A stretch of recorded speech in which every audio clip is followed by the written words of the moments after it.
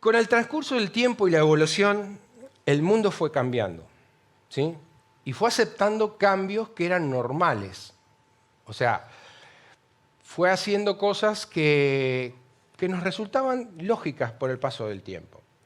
Y que la población en general la aceptaba. A ver, ejemplo, la moda. La moda fue algo que fue, a través de los tiempos, fue cambiando. Yo hoy me acordaba cuando yo empecé a tocar en la iglesia, donde muy joven tocaba el saxo en la iglesia donde nacimos nosotros.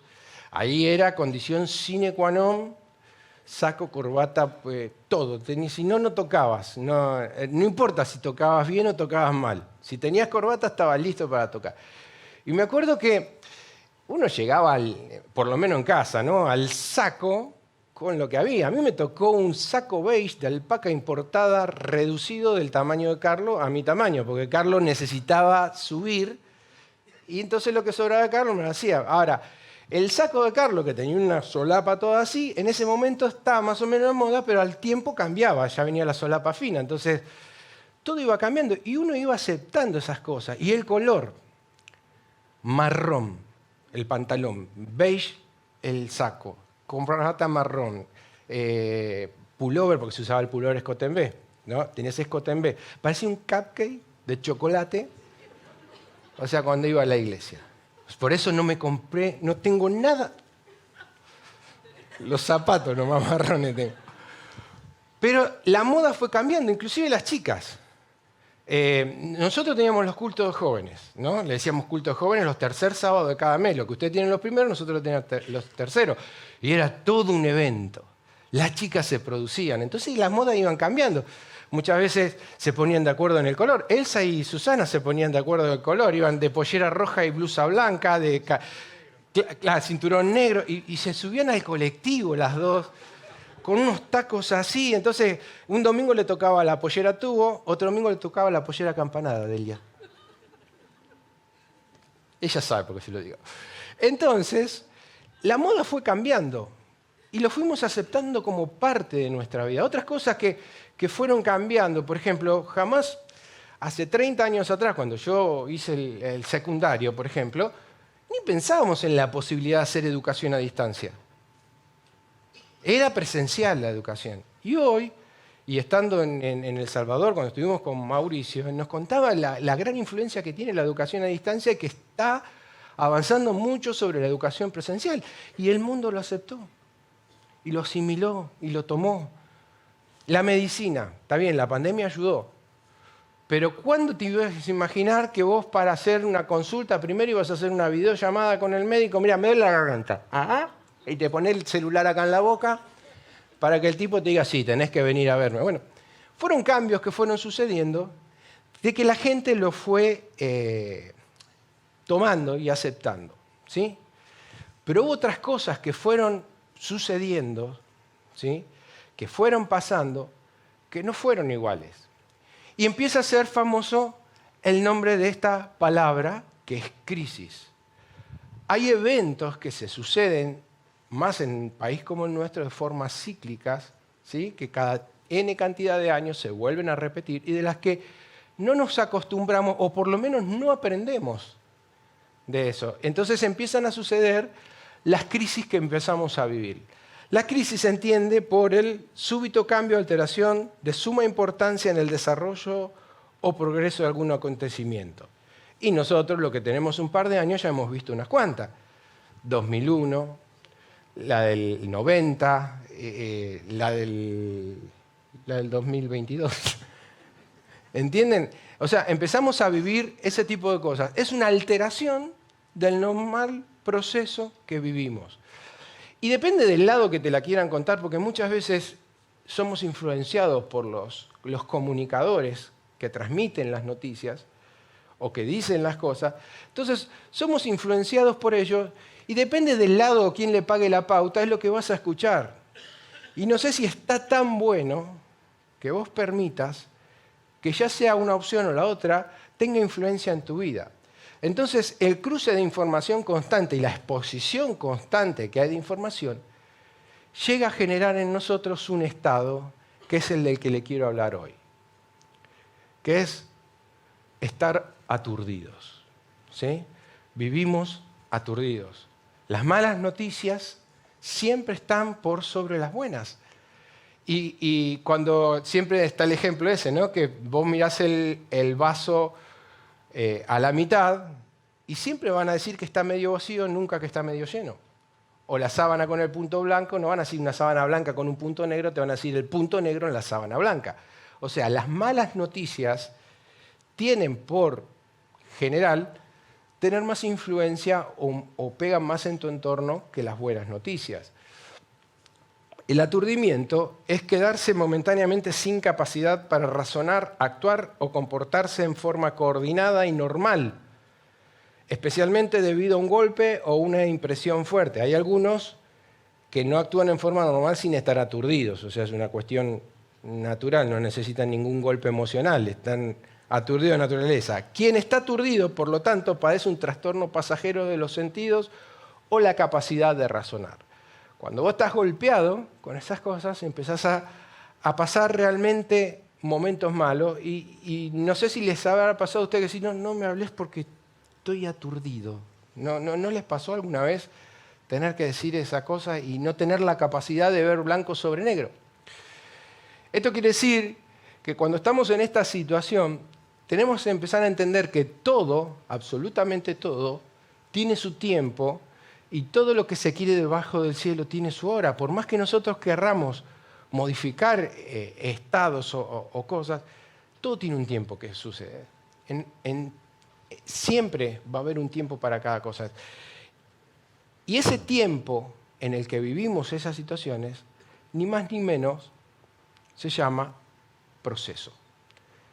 O sea, entramos en un proceso en el cual tenemos que transcurrir para definir, para aprender, para lo que fuera, tenemos que pasarlo. El proceso, me voy a poner los 4, ya está. El proceso viene de la palabra, el origen de la palabra, vocablo processus, que significa pro, para adelante, y sere, caer o caminar, lo cual significa que es un avance, una marcha hacia adelante. Por ende, el proceso está definido como la sucesión de actos o acciones realizadas con cierto orden. Estas se dirigen a un punto o finalidad. O sea que cuando empezamos con un proceso, sabemos que tenemos un punto de partida y tenemos que llegar a un punto final. Siempre debemos enfrentarnos a cosas que no conocemos, dejar de lado ciertos hábitos o estados emocionales, modificar ciertos valores cuando entramos en el proceso, porque el proceso mismo te lleva a modificar las cosas. La vida, afortunadamente, no es un estanco, no es estancada, tiene vida propia, se mueve, va hacia adelante. Quedarnos mucho tiempo en una zona de confort no nos lleva a ningún lado. Lo mejor es que haya siempre esos vaivenes, esos cambios. Por eso es que yo prefiero, sin dudas, estar en un río de aguas correntosas y no en un estanque de aguas quietas o estancadas. ¿Por qué? Porque ahí proliferan las bacterias, los virus. Y por algo Jesús dijo, en aquel gran día de la fiesta, dijo, el que bebe de mí, de su interior, correrán ríos de agua viva. O sea que el proceso de Dios siempre va a querer que vos avances, cambies, vayas hacia adelante, que fluyas, no que te estanques, no que te quedes. Entonces, el proceso, dijimos, tiene un estado actual y va hacia una meta final. Ese proceso tiene 3 funciones. La inercia, o sea, se compara con las leyes de Newton, el proceso, ¿no?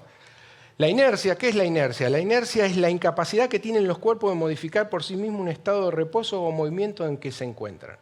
O sea, vieron que usted dice, tengo que reventar esta maldita inercia que no me deja, que estamos siempre igual. O sea, porque los cuerpos no tienen la capacidad, ¿sí?, de que todo cuerpo permanece en un estado de reposo o de movimiento rectilíneo uniforme a menos que otro lo empuje. Y esto yo lo comparé con la historia del hijo pródigo. Él estaba en un estado de inercia.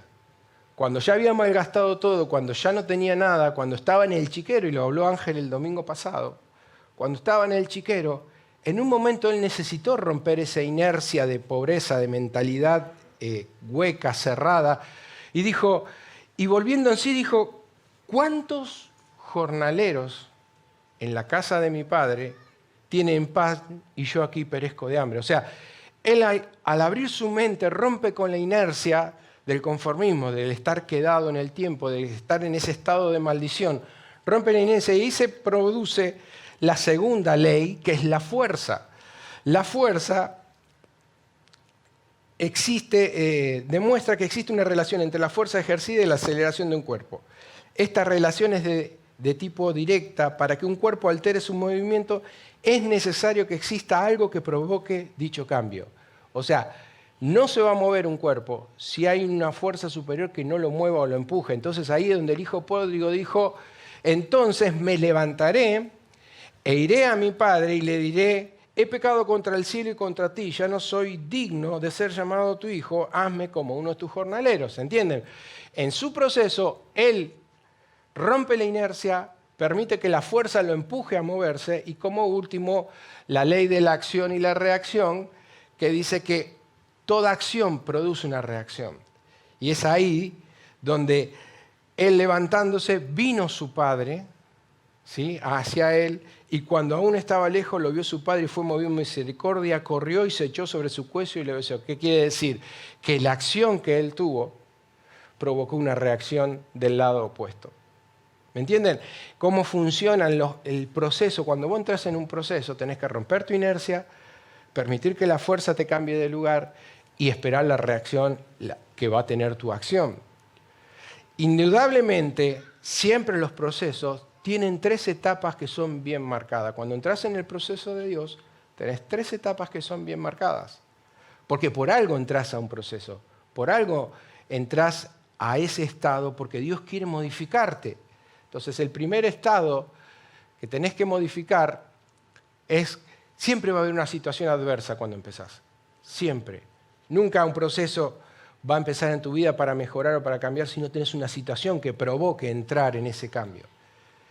Y esto es como le cuenta la historia de Ana, que todos los años subían a ofrecer y ella siempre estaba triste. ¿Por qué? Porque no le podía dar hijos a Elcana, ¿sí? Si ustedes lo ven en 1 Samuel del 1 al 9.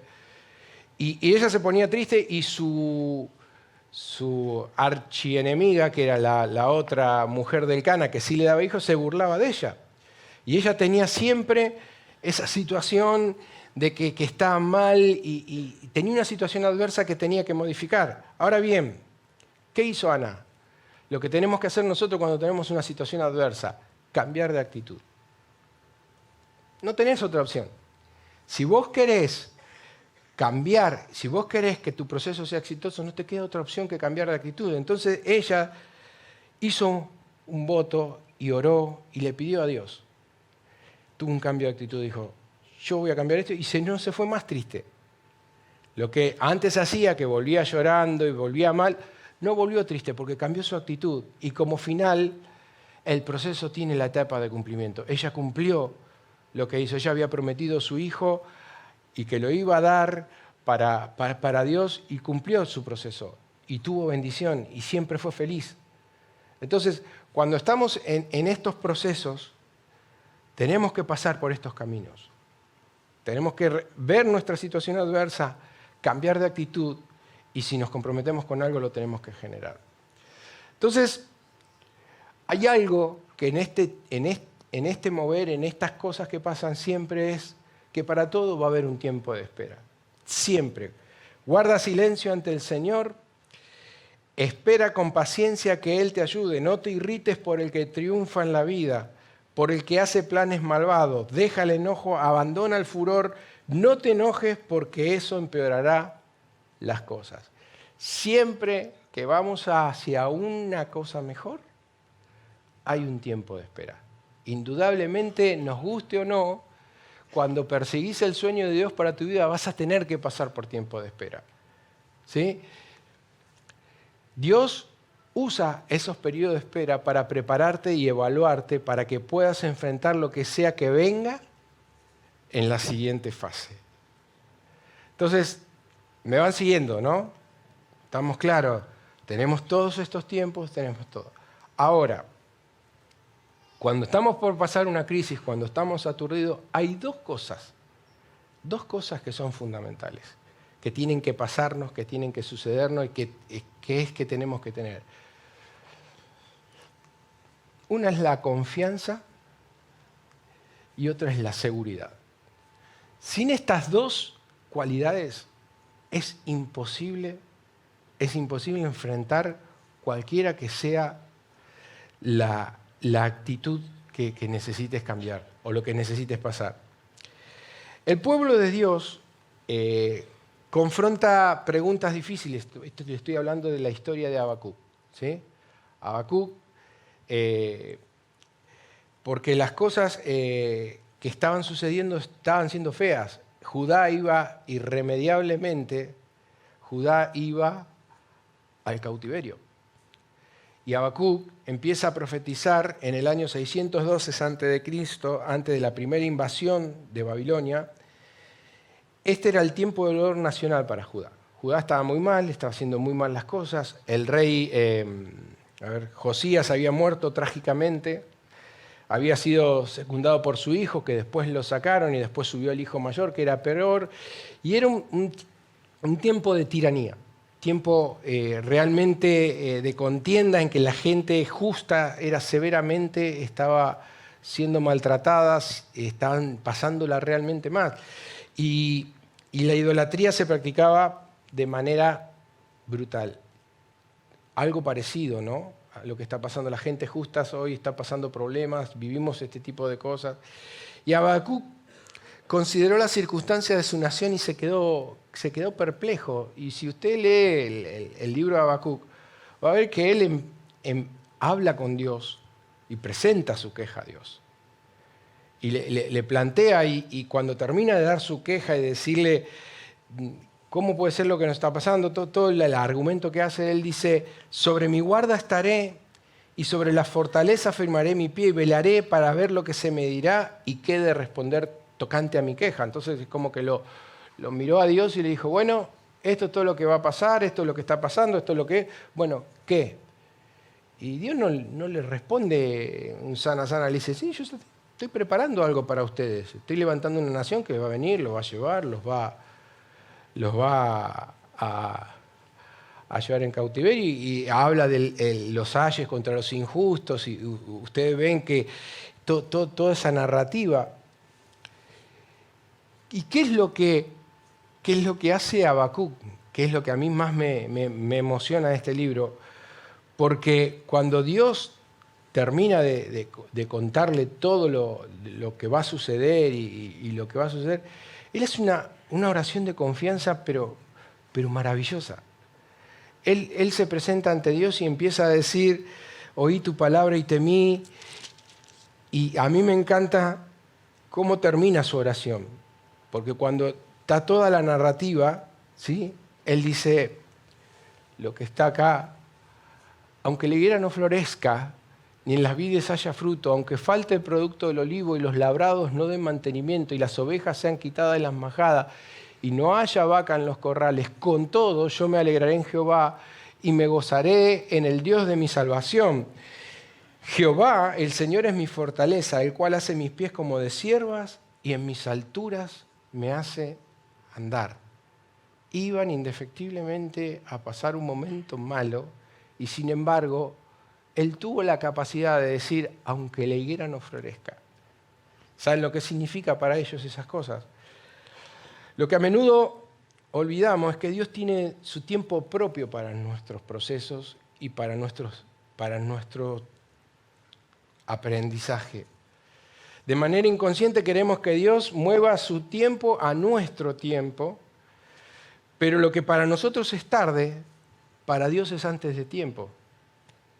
No queremos entonces que Dios se someta a nuestras pretensiones, siempre queremos antes, y Dios tiene tiempo para todo.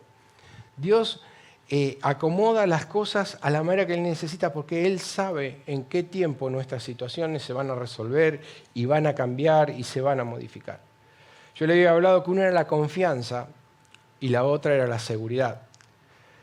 Cuando hablamos de seguridad, volvemos a hablar del episodio de cuando después de que Jesús y los discípulos estuvieron hablando, enseñando y predicando, Jesús le dice que se suban a la barca y que pasen hacia el otro lado. Y todos conocemos la historia, que cuando se pusieron a navegar hubo una gran tempestad y que la barca se empezó a mover y lo que siempre cuenta Ángel de que lo retan a Jesús, de que no te da miedo, que no te da temor, que estamos pereciendo, que esto y lo otro. Jesús estaba durmiendo porque él ya había dicho la frase que todos debemos saber. Él dijo, pasemos del otro lado. Si los discípulos hubiesen escuchado bien a Jesús cuando subieron a la barca, habrían entendido de qué iban a pasar del otro lado, simplemente porque Jesús le había dicho, pasemos del otro lado. El tema es dos cosas fundamentales. Primero, ¿Jesús está en tu barca? Y segundo, ¿escuchaste a Jesús decir que vas a pasar del otro lado? Cuando estás pasando los momentos de crisis, los momentos de dificultad, necesitas saber que lo primero que tenés que tener es a Jesús en tu barca. Si Jesús no está en tu barca, por más que tires los bultos, que tires a Jonás, como escuchamos el otro día, si Jesús no está en tu barca, no está en tu barca. Entonces todo lo que pensamos que puede suceder, si Él no está al control, por más que nosotros nos preocupemos, por más que nosotros hagamos lo que vamos a hacer, si Él no está en la barca, estamos fritos. Muchas veces nos ha pasado de vivir situaciones totalmente difíciles, totalmente adversas, y no tener la solución tampoco, porque muchas veces, como recién hablábamos, hay tiempos, en el proceso hay tiempo, y hay veces que no la pasás del todo bien. Pero no pasarla del todo bien no significa no estar en paz. Yo lo he vivido, yo lo he pasado, yo sé lo que es. Estar viviendo en momentos muy delicados de nuestra vida, sin embargo, estar en paz. ¿Por qué? Porque sabíamos que Jesús estaba al control, estaba en la barca. No tenía las cosas resueltas. Pero sí sabía que Jesús estaba ahí y que Jesús me había dicho que iba a pasar del otro lado. Simplemente esa era la promesa. Yo iba a pasar del otro lado. ¿Cuándo? Nadando, haciendo la plancha, agarrado de un palo como Rose después del Titanic. Pero yo del otro lado iba a pasar. No me iba a quedar. Y eso es lo que necesitas hoy vos. Saber que por más que te digan que el dólar explota, que esto se va para cualquier lado, que no tenemos solución, que somos un país que repite los mismos problemas, las mismas situaciones y que nos angustiamos, yo sé que voy a pasar del otro lado. Y ese es el mensaje que nosotros tenemos que dar como hijos de Dios a nuestros vecinos, a nuestros compañeros de trabajo, a todo el mundo. Empezar a decirle a la gente que podemos pasar del otro lado, que pueden venir situaciones adversas, y sí, pero podemos pasar del otro lado. Ese es nuestro mensaje. Cuando vamos al hospital, a los médicos, a los chicos, cuando los chicos van, no le dicen, esta enfermedad sí es complicada, no, le decimos que hay esperanza, que se puede lograr salir de esa situación y que se puede ser sano y se puede ser feliz. Bueno, lo mismo tenemos que hacer nosotros. Cuando mañana te vengan a decir, y sí, yo sé que está complicada, pero si nosotros nos metemos en ese rollo todo el tiempo de estar enroscado con la historia esta, vamos a ser igual que ellos, vamos a aplicar las mismas soluciones, las mismas recetas, siendo que tenemos la posibilidad de saber que todo nosotros lo podemos ¿en quién? En Cristo que nos fortalece. Y sabemos que todas nuestras necesidades van a ser cubiertas. ¿Qué dice la Biblia? No he visto justo desamparado, ni su descendencia mendigue pan. Yo sé que ninguno va a mendigar pan, pero tenemos que estar claros, tenemos que estar enfocados, lo que aprendemos lo tenemos que aplicar, porque si no somos unos gordos así de conocimiento que no aplicamos, somos obesos, pero nunca podemos aplicar las cosas. Por eso es que la Biblia dice que no nos preocupemos por nada, en cambio oremos por todo, digámosle a Dios lo que necesitamos. A ver si estaba acá. No, este no es. Espera. Me confundí.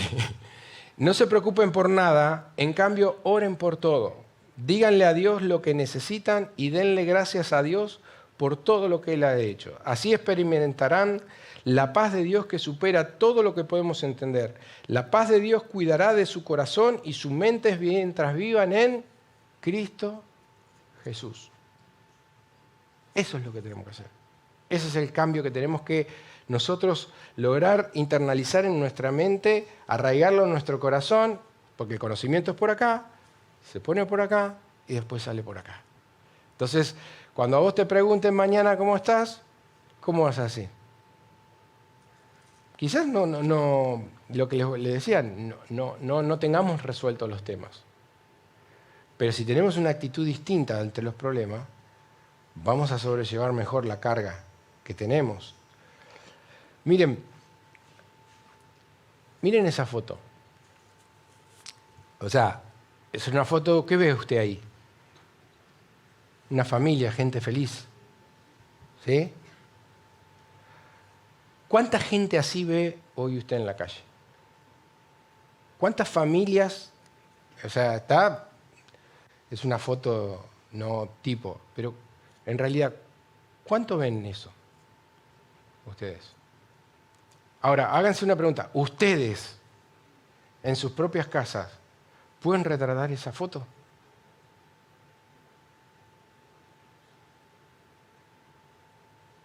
Yo siempre decía, y lo hablábamos con Elsa, cuando vivimos toda la experiencia que nos tocó vivir con nuestra hija, yo nunca dejé de dormir. Nunca dejé de comer, por eso quedé como estaba.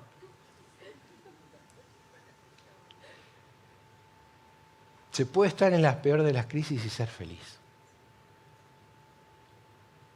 Entonces, pobre el que vive la angustia de obtener lo que le falta, olvidando la felicidad de amor, lo que tiene. Hemos cambiado las prioridades.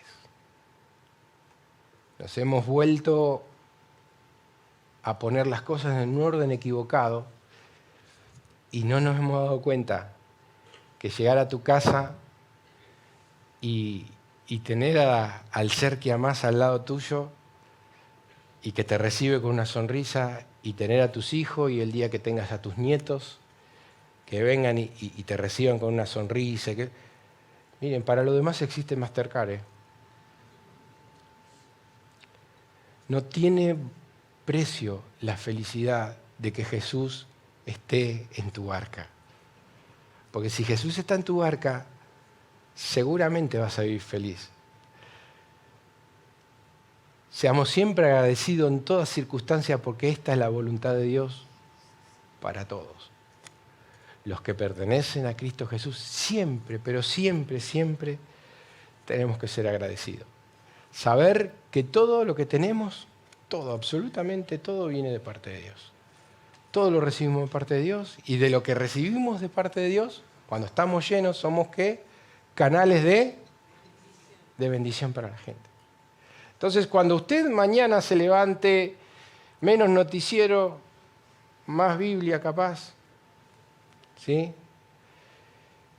Y cuando nos enfrentemos a la realidad, recuerde eso. ¿Puedo decir lo que dijo Habacuc? ¿Puedo decir que aunque la higuera no florezca y en la vida haya frutos, yo igual me voy a estar contento con Dios? ¿Tuvo esa experiencia alguna vez? ¿Puede decir que en su casa, en mi barca, está Jesús? Ese que prometió que en el mundo íbamos a tener aflicciones, pero que confiemos, porque Él había vencido por nosotros.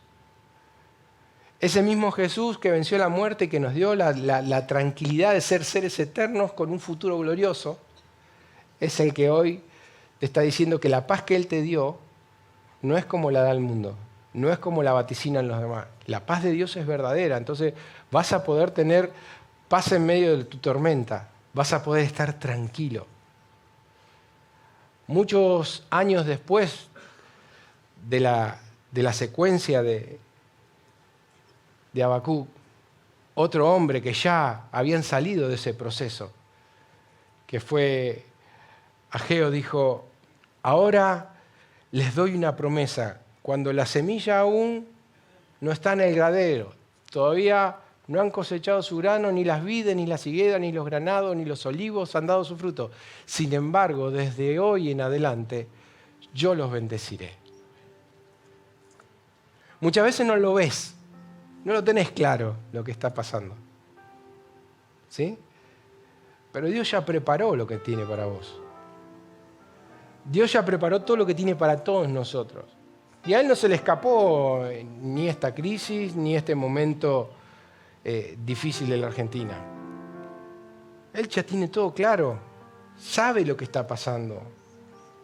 Y aunque nos pongamos tristes y no es lindo cuando tenés un revés y tu esfuerzo se va, como a mí me sucedió esta semana, así de golpe, algo se fue.